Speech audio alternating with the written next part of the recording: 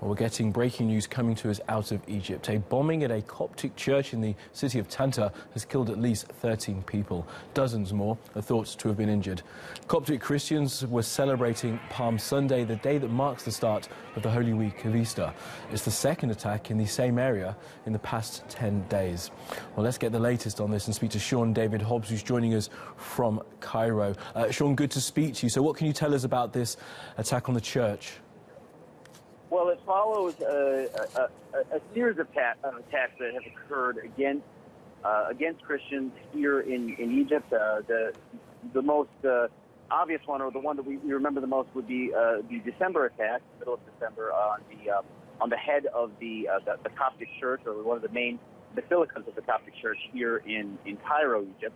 And so a lot of Egyptian Christians do feel under siege. They are frightened by extremists, by jihadi individuals who have become perhaps more militant in the last few years in terms of their attacks. And Sean, it's worth pointing out, of course, that this is taking place on a very holy day for Coptic Christians. It's Palm Sunday, but also the underlying fact that there seems to have been some attempt to divide Egyptian society, because it's thought that Christians were in support of Mr. al-Sisi, who took over from Mohamed Morsi following the revolution in Egypt. Yes, I mean, the Egyptian Christians, the Copts have been big supporters of President al-Sisi. That is the case.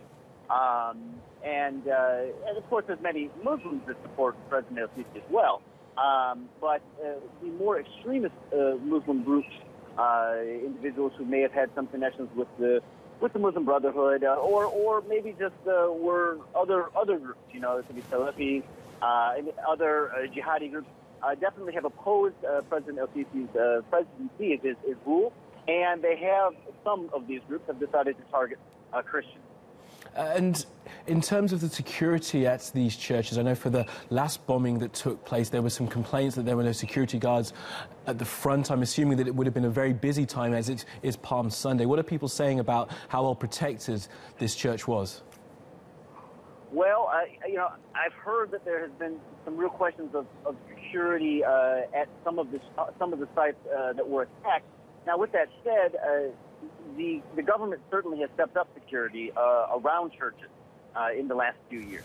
So for example, in the church that I personally go to in Cairo, it used to be very easy to just enter all areas of the church. They've closed it off. There is more control. I would say there is more control. However, as you said, it was a very busy time, and it would be because it was a very busy time.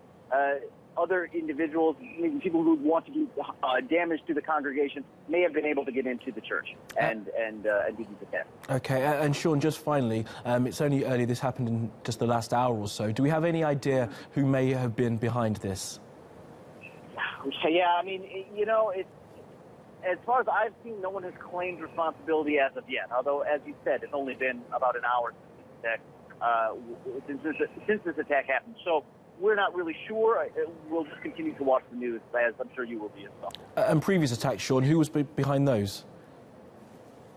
Well, in terms of the previous attack in December, it sounds like this was a splinter group who has connections to the Sinai and some jihadi elements within the Sinai Peninsula. Okay. All right, Sean. Well, of course, as we say, it's breaking news. We'll be back to you later in the day for more as this story develops. Thank you.